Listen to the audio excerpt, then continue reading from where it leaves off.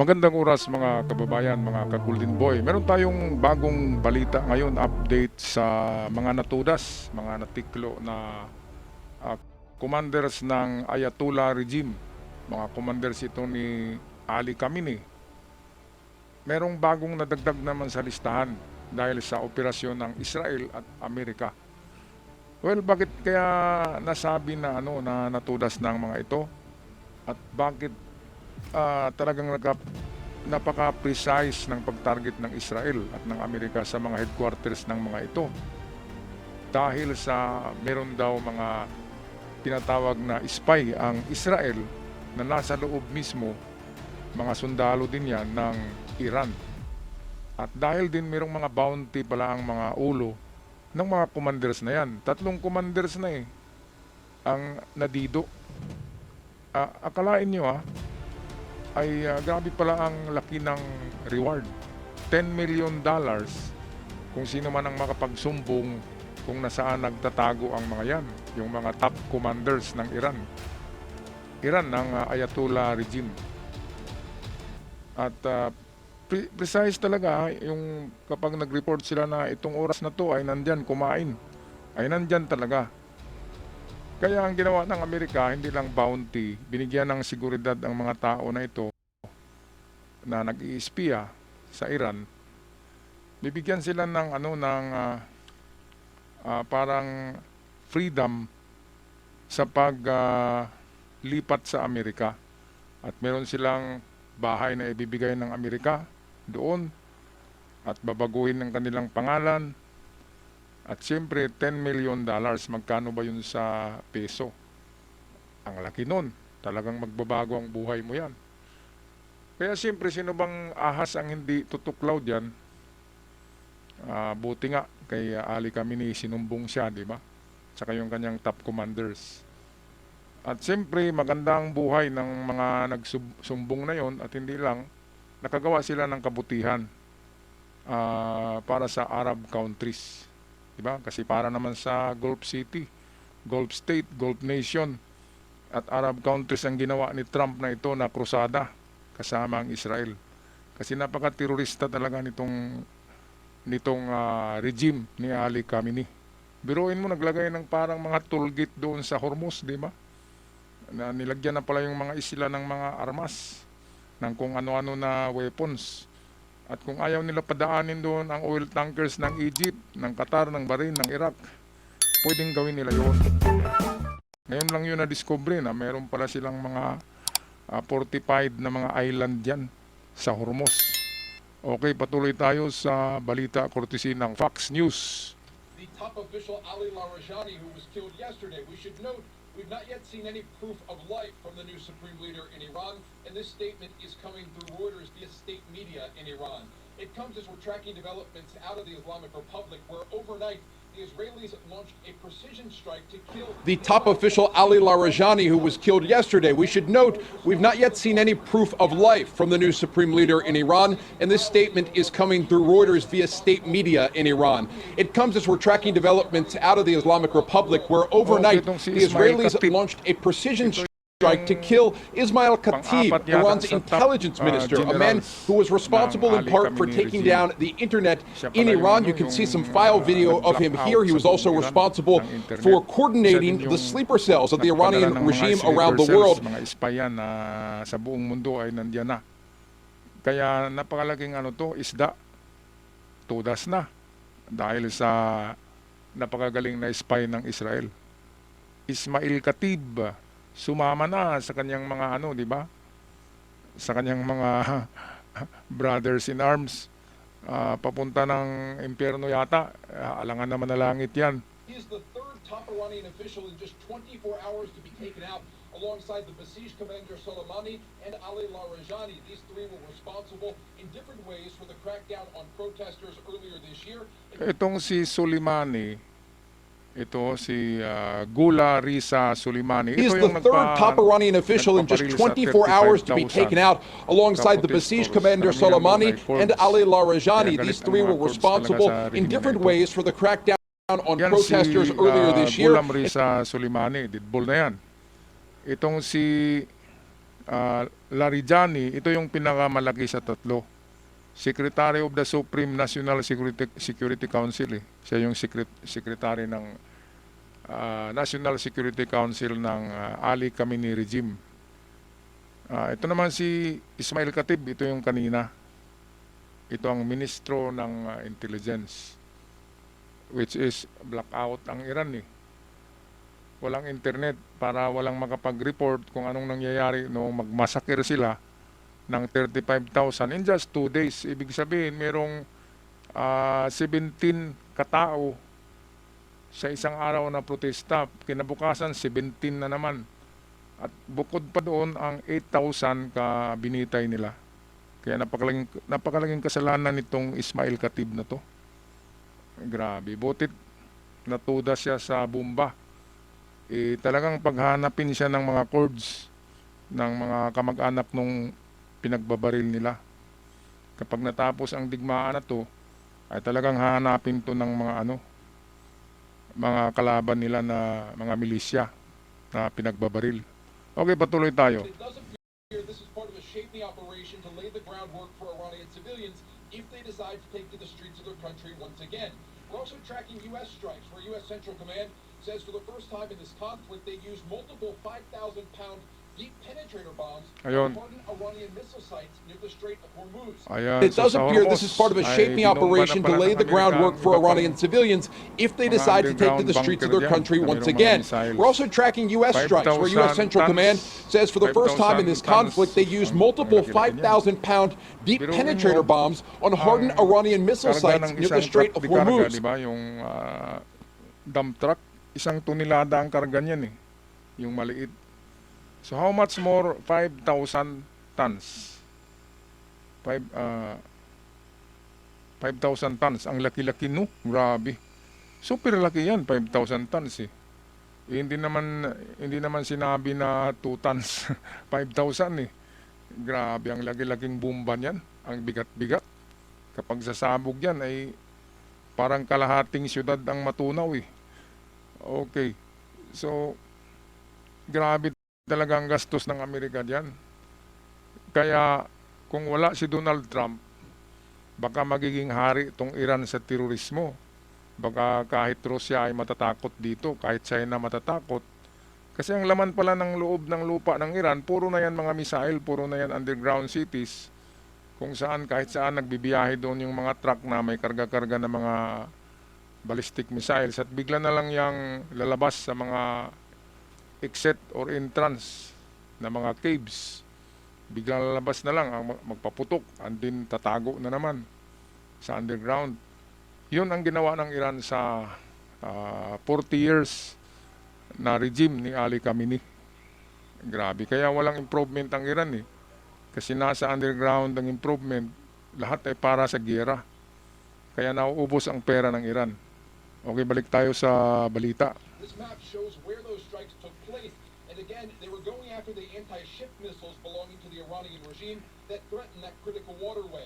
As these strikes are taking place, U.S. Central Command launching a variety of strikes alongside their Israeli counterparts, going after ballistic missile launching positions, commanding control centers, and other locations. This map shows where those strikes took place. And again, they were going after the anti-ship missiles belonging to the Iranian regime that threaten that critical waterway. As these strikes are taking place, U.S. Central Command launching a variety of strikes alongside their Israeli counterparts, going after ballistic missile launching positions, commanding control centers, and other locations that the Iranian regime thought they were able to hide from those American and Israeli planes. The Israelis also releasing some new video of their own showing a wave of strikes against critical Iranian infrastructure, as reports indicate that gas facilities were also targeted in the south of Iran today. This video shows the besieged forces that had set up Ayan, checkpoints in the so Iranian style capital para- of Tehran. style They are ng being, Iran ay quote, yung hunted kanilang by the short-range Israelis, missiles again trying to lay the ay nilagay groundwork nila sa loob if ng mga civilians truck there na want to go to parang the streets. pangnegosyo lang, Now, John, parang tonight the Israeli delivery, people are bracing for more delivery van, incoming yung ganun. Iranian ballistic missile Yun fire. pala ang The laman regime ay continues to missile launch na cluster short-range munitions at this missile. country, Maliliit overnight na killing missile. at least 2 people. Kaya yun yung binubomba ngayon ng mga jet fighters. Kasi nakikita nila sa aerial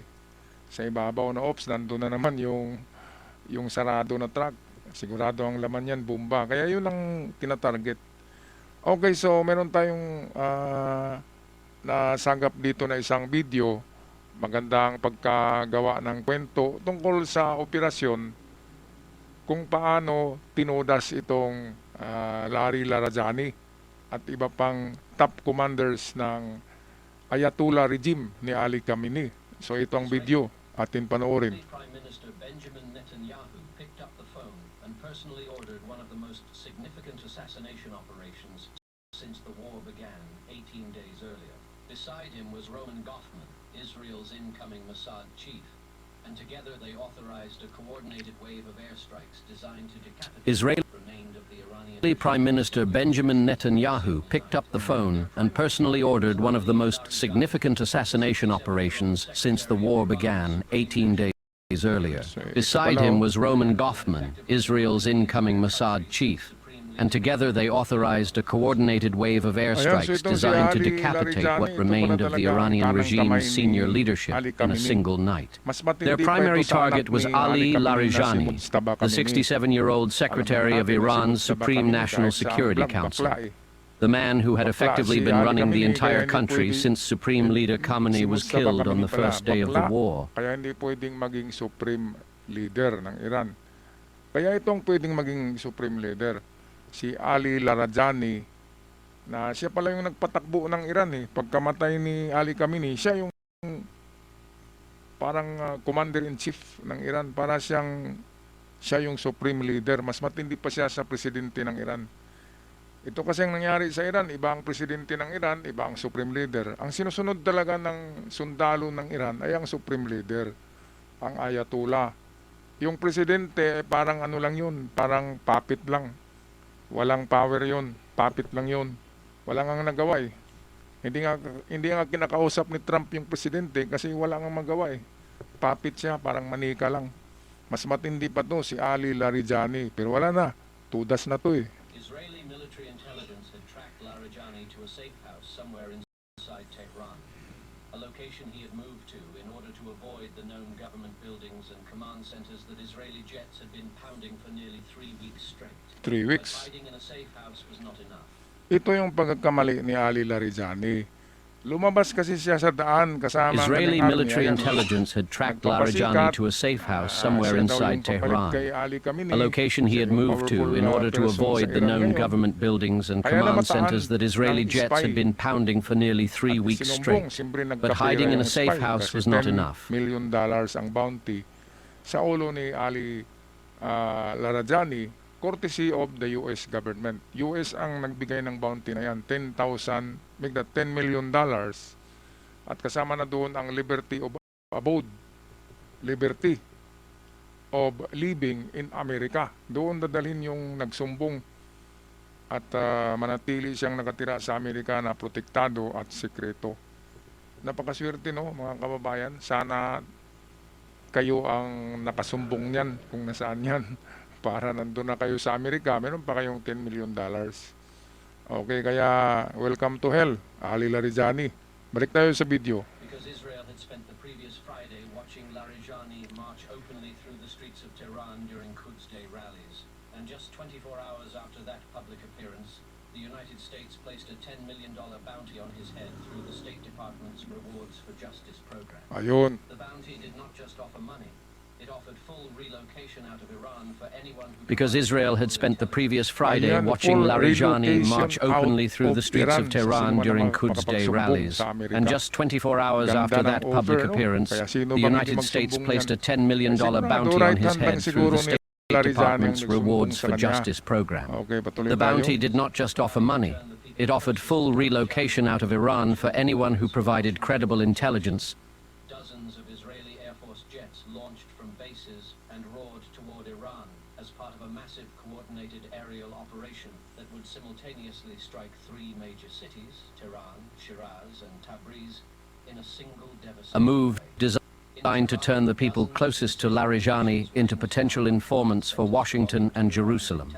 Dozens of Israeli Ayan, Air Force so, jets launched from wala palang bases tigil and eh. roared toward Walang Iran tigil, as part of a walang massive humpay ang coordinated pagbumbaba aerial ng Amerika operation at that would Israel simultaneously strike sa 3 Tehran major kung cities, saan, Tehran, Shiraz, and Tabriz, merong in a single nagsumbong devastating na way. nandyan sa In Pilipina yan, Tehran, binubugbog dozens na of naman yan. precision munitions rained down on command Napaka-reliable centers kasi ng belonging ano, to ng, Iran's intelligence mga agencies, spy internal ng security Israel. forces, Ito yung Mossad. for drones. Napaka-reliable. Kapag sinabi nila na nagkakapi si Ali Khamenei ngayon, talagang nagkakapi. Hindi yung pag sinabi nagkakapi, wala na pala, natulog na. Hindi yung ganun. Talagang real time, real minute, real seconds, pagtawag, lipad ka agad yung jet fighter, bomba ka agad. So, hindi umabot ng 1 minuto eh. Pagtawag, seconds lang. Lipad ka agad kasi naka-prepare na yung mga jet fighter sa itaas eh. Naglibot-libot lang yon. At pag sinabi na nandiyan na, targetin nyo na. O, tapos, di ba? O ayun. Yun yung mga dapat sa mga terorista na ito. Grabe kaya tayo ngayon na ano eh. Tayo ngayon ang naghihirap ngayon sa gasolina, lahat ng bilihin, bigas, nagtaas. Pati mga isda. Nagkisabay lahat eh, pati sa sari store, tumaas na. Tapos sisihin nyo sa Trump. Si Trump ang anghel, si Trump ang savior ng mundo dahil sa grabe na pala tong terorista na ito ng Iran. Grabe na ang pagpundo nila ng armas, ng nuclear, ng missiles. Ang mga isla sa Hormuz ay ginagawa na ng mga headquarters, fortification. Talagang madilim ang plano nila para sa Gulf State or Gulf Nation na kalaban ng Iran, lalo na ang Saudi. Mortal na kalaban ng Iran yan sa pagdating sa oil, sa negosyo ng oil. Kaya gustong sakupin ng Iran ang buong Arab world, yun ang kanyang plano. At pagkatapos noon, buong mundo na. Kaya si Trump ay isang anghel na nag-liberate sa mundo sa demonyo na ito. Nawala na, nandun na, katabi na ni Satanas ngayon. Okay, tapusin na natin itong video. Ballistic missiles and air defense systems were obliterated. In Shiraz, Israeli jets struck an internal security forces command center and a ballistic missile storage site.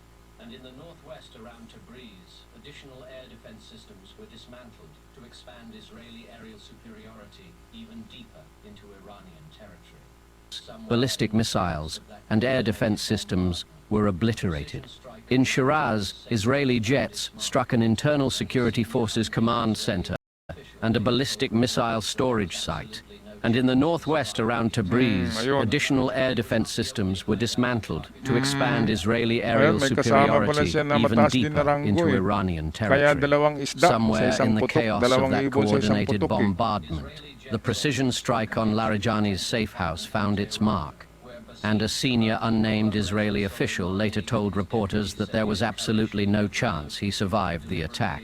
But Larijani was not the only high-value target eliminated that night. Did not save them. Israeli intelligence had found them anyway. And both Soleimani and Karishi were killed along with what Israeli jets also struck a makeshift tent encampment in Tehran, where Basij commander Gholam Reza Ayan, so, Soleimani and his Basij deputy commander Sayed pala ito. Karishi had relocated, Si Ghulam, deliberately avoiding their known Reza headquarters to make themselves Soleimani. harder to track. Sa pangalan The lang, tent Ghulam camp eh. did not save them. Talagang Israeli intelligence had bildugo. found them anyway. Kaya yan, And no, both gutay-gutay. Soleimani and Karishi were Ang killed style pala along with nila, what para Israeli hindi officials mahalata na confirmed was the headquarters. majority of the Nagtitent lang sila Basiji tent. paramilitary's Parang entire camping-camping lang para senior sabihin na leadership in mga refugee sila, refugee of war. Merong spy. Nakita sila ng spy ng Israeli na nagtitent lang pala sila kaya sinumbong. Tumawag doon sa headquarters kaya binomba yung tent. Kaya ayan no. Gutay-gutay. Buti nga sa inyo mga ano ang mga utak nyo eh. Talaga walang gulo ang mundo, ginugulo nyo eh.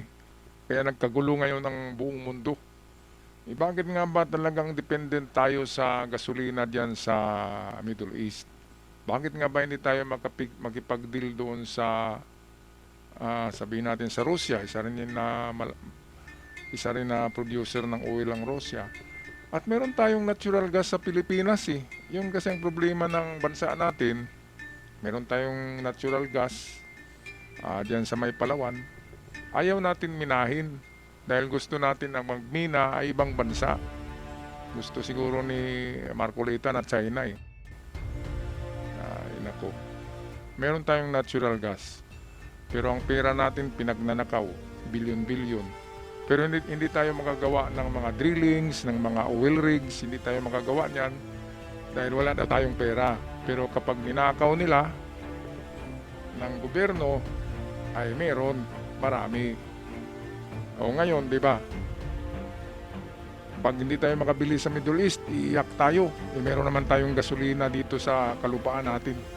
Natural gas nga yan. Dapat minahin na yan para hindi na tayo dependent sa ibang bansa. Magkagulo man sila doon, ay sila lang.